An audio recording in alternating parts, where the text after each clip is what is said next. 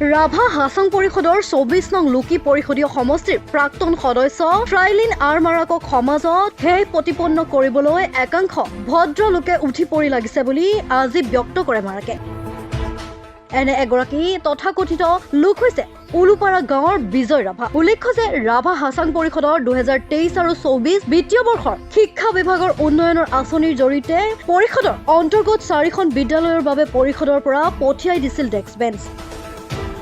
আনহাতে পঞ্চায়ত নিৰ্বাচনৰ আচৰণ বিধি বলবৎ হোৱাৰ বাবে উক্ত ডেস্ক বেঞ্চবোৰ বিতৰণ কৰা হোৱা নাছিল। কিন্তু ইয়াৰ মাজতে পৰিষদৰ ছাপ্লাইৰ কেইবাজনো কৰ্মচাৰীয়ে নিজ ইচ্ছাৰে অন্য স্থানলৈ লৈ যায়। এই ক্ষেত্ৰত এই তথাকথিত বিজয় ৰাভাই ফ্ৰাইলিন আৰমাৰাকে নিয়া বুলি অভিযোগ কৰিছিল ছচিয়েল মিডিয়াত। ইয়াৰ পিছতে বিজয় ৰাভাই নিজৰ ভুল স্বীকাৰ কৰি ৰাইজ তথা ফ্ৰাইলিন আৰমাৰাকৰ ওচৰত ক্ষমা ভিক্ষা কৰে।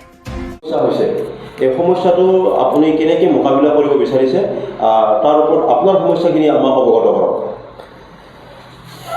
সকলোকে নমস্কাৰ জনালোঁ।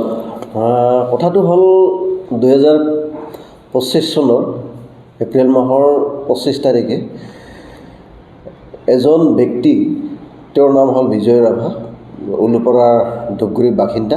তেওঁ মোৰ বিষয়ে এটা ভিডিঅ' বনাই অপপ্ৰচাৰ চলাইছিলে। সেই সংক্ৰান্তত মই ৰাইজক অকণমান জনাব বিচাৰিছোঁ। যিহেতু তেওঁ সেই ভিডিঅ'খন কৰিলে, সেই ভিডিঅ'টো হ'ল ৰাভা হাছং সাহিত্য পৰিষদৰ স্কুলৰ ছাত্ৰ ছাত্ৰীসকলৰ কাৰণে অনা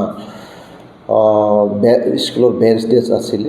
আৰু সেই স্কুলৰ বেঞ্চ ডেস্কটো ৰাভা হাছং সাহিত্য পৰিষদৰ ছাপ্লায়াৰ যিটো কৰ্মচাৰী তেওঁলোকে লৈ আনিছিলে। আৰু লৈ অনাৰ পিছত তেওঁলোকে ইয়াত থবৰ কাৰণে তেওঁলোকে অনুমতি দিছে, অনুমতি লৈছে। তাৰপিছত অনুমতি লোৱাৰ পিছত মই সমবায় কমিটিৰ যিটো এটা থলী ঘৰ আছিলে, সেই থলী ঘৰত থবৰ কাৰণে মই অনুমতি তেওঁলোকক দিছোঁ। সমবায় কমিটিৰ ফালৰ পৰা তেওঁলোকৰ লগত আলোচনা কৰি কিনে তাৰপিছত তেওঁলোকে সেই বস্তুখিনি লৈ আনিছে, আকৌ আৰু তেওঁলোকে উঠাই লৈ গৈছে। গতিকে ইয়াৰ ক্ষেত্ৰত মোৰ একো ক'ব লগা নাই। তেওঁলোকে আনিছে, কেইদিনমান থৈ কিনে আৰু তেওঁলোকে লৈ গৈছে। সেই ক্ষেত্ৰত তেওঁ মানে এখন ভিডিঅ' বনাই মোক মানে অপপ্ৰচাৰ চলাইছে। যিহেতু ল'ৰা ছোৱালীসকলৰ, ছাত্ৰ ছাত্ৰীসকলৰ স্কুল বেঞ্চ ডেস্কটো তেওঁ ভিতৰত নকৰাকৈ ভিতৰত সোমাই কিনে থৈ দিছে আৰু তেওঁ দুৰ্নীতি কামটো কৰিছে বুলি কিনে তেওঁ অপপ্ৰচাৰ চলাইছে। সেই সংক্ৰান্তত মই বিজয় ৰাভা এগেইনষ্টত মই থানাত এজাহাৰ দিছিলোঁ। আৰু সেই থানাত এজাহাৰ দিয়াৰ পিছত তেওঁ মোৰ ওচৰত আহি ক্ষমা মাৰ্জনা বিচাৰিছে।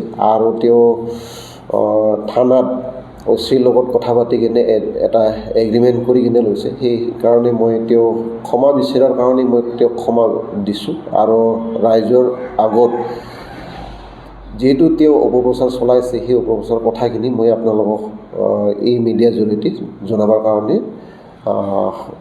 ৰাইজৰ ওচৰত আহিলোঁ। ধন্যবাদ।